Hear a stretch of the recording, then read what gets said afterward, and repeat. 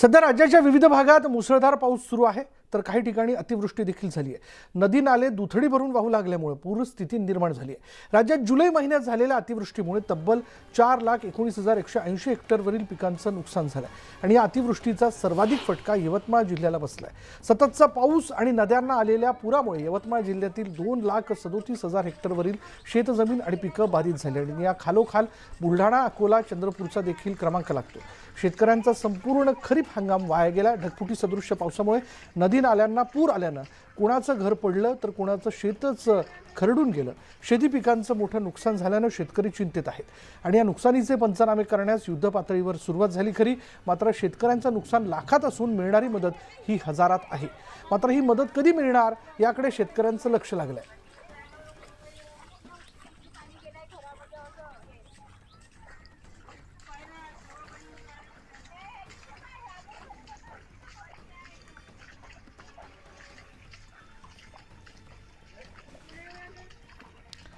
अतिवृष्टीने राज्यात ठिकठिकाणी वेगवेगळे परिणाम आपल्याला दिसून येत आहे। गडचिरोलीत देखील आपण जर पाहिलं तर 402 हेक्टर शेतीचं नुकसान झालेलं आहे।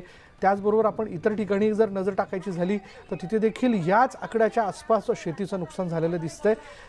पीक जे आहे अर्थात पाऊस पडतोय म्हटल्यानंतर पेरणी झालेली होती, अशावेळी येणाऱ्या सगळ्या म्हणजे पाऊस संपल्यानंतर हक्काचं पीक हाती येणार हा एक भाव प्रत्येक शेतकऱ्याच्या मनात होता।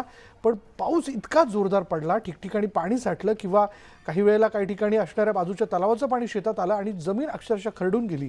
अशावेळी आता येणारी 10 वर्ष तरी आम्हाला शेती करणं शक्य नाही अशीच परिस्थिती शेतकऱ्यावरती ओढवलेली आहे। तर पुण्यामध्ये जोरदार पावसानंतर खडकवासला धरण भरलंय। धरणाचा एक दरवाजा उघडला असून 7,428 क्युसेक्सने विसर्ग सुरू आहे। दरम्यान नदीकाठच्या गावांना सतर्कतेचा इशारा देण्यात आला।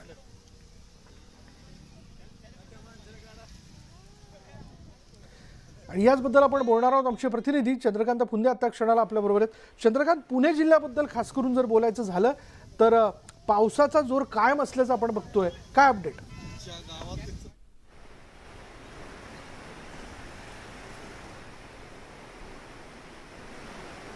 हो विशाल, आता मी खडकवासला धरणाच्या भिंतीच्या खाली उभा आहे। आपण बघू शकतो पाणी सोडलेलं आहे। पहिल्यांदा मग या पावसाळ्यातल्या हंगामातलं पहिलं पाणी पाहण्यासाठी, कारण हे धरणात तसं पिकनिक स्पॉट पण आहे। रात्री साधारण सुरुवातीला 1,800 सोडलं, नंतर रात्री 3-4 हजारापर्यंत विसर्ग वाढवला होता। आज तो पुन्हा तो कमी केला। आत्ताच्या घडीला साधारण 1,000-1,500 हजाराचा तो विसर्ग सुरू आहे। 3 मोरे खोललेल्या आहेत। आणखीन एक जसा पाऊस पडेल तसं पाणी येईल, साठा वाढेल, तसं ते कमी जास्त केलं जाईल। पण इथून पुढे म्हणजे पुण्याचा पाण्याचा प्रश्न मिटला का असं म्हणता येईल का? तर अजिबात म्हणता येणार नाही, कारण वरती खडकवासला साधं 2 TMCचं धरण आहे, त्याच्यावरती टेमघर आहे, नंतर वरसगाव आहे आणि पानशेत आहे। असे टोटल 30 TMCची धरणं आहेत, ती अजून रिकामे आहेत। ते साधारण 50%च्या आसपास भरली। ती जेव्हा भरतील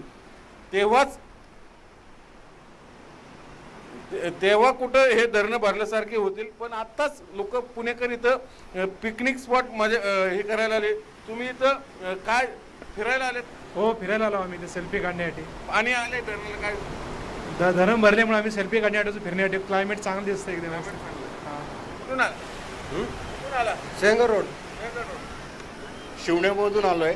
आनंद होतोय पाहताना खूप, म्हणजे की पहिल्यांदा पाणी आता सोडण्यात आलेलं आहे आणि हे पानशेत आणि बघेसगाव ज्यावेळेस फुल होईल त्यावेळेसच हे सगळं त्यावेळेस खरं काय सांगत?